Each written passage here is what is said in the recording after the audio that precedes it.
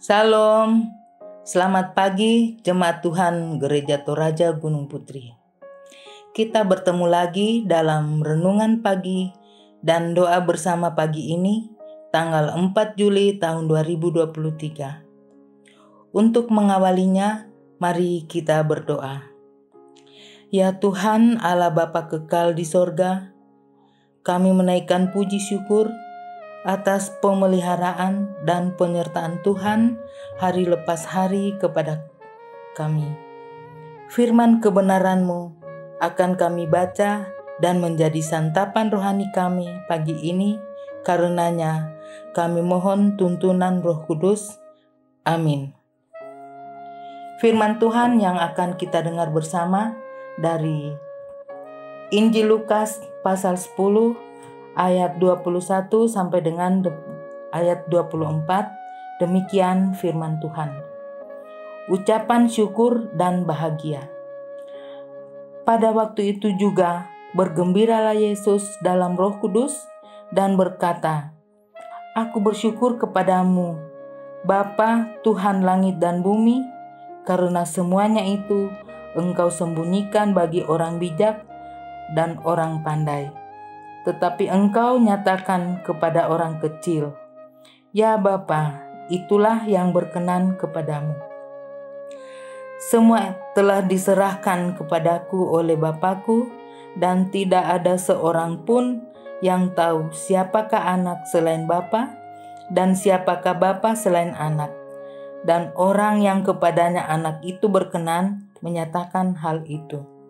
Sesudah itu, berpalinglah Yesus kepada murid-muridnya tersendiri dan berkata, "Berbahagialah mata yang melihat apa yang kamu lihat.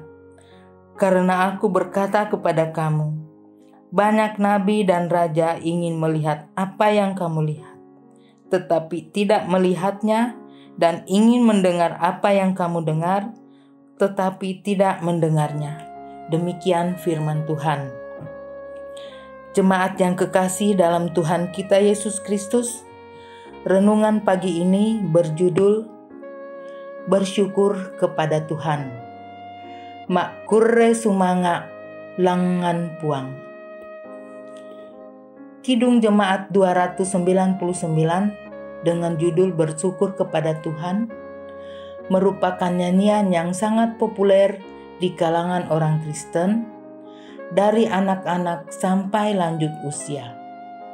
Kepopuleran lagu ini semoga mendorong jemaat untuk senantiasa bersyukur dalam kehidupan ini, sebab Alkitab memang mengajarkan untuk bersyukur dalam segala hal. Terkait dengan pembacaan 1 Tesalonika pasal 5 ayat yang ke-18.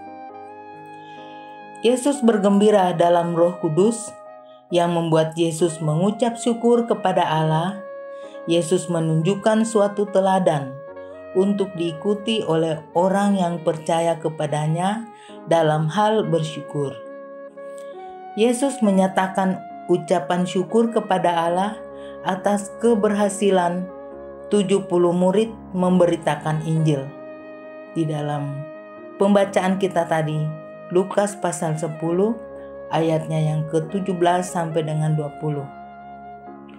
Murid-murid mengerti rencana Allah dan turut berperan dalam misinya dengan sungguh-sungguh bertanggung jawab. Kuasa iblis tidak cukup untuk mencegah atau menghalangi pernyataan Allah.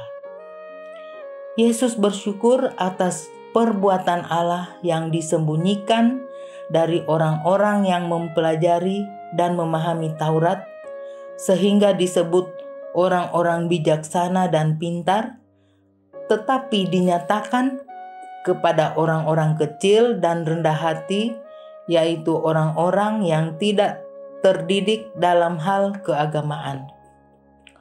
Orang yang rendah hati itulah yang menyambut Mesias dan memiliki hak istimewa. Allah menentang orang yang congkak, tetapi mengasihani orang yang rendah hati. Terdapat di dalam Yakobus pasal 4 ayat 6. Banyak orang menantikan dan mencari Mesias, tetapi mereka tidak menemukan.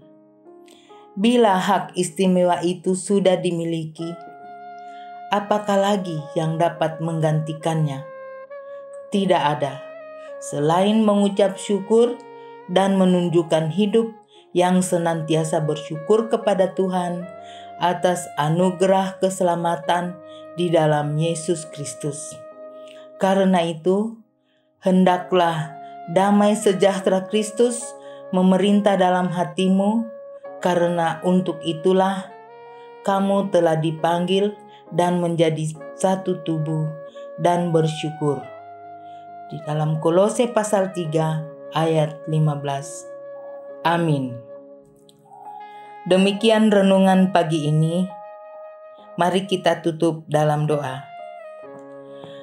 Kembali kami menyapa Engkau, ya Bapa, di dalam Tuhan kami Yesus Kristus. Kiranya firman yang sudah ditabur pagi ini menjadi suluh di dalam kehidupan kami.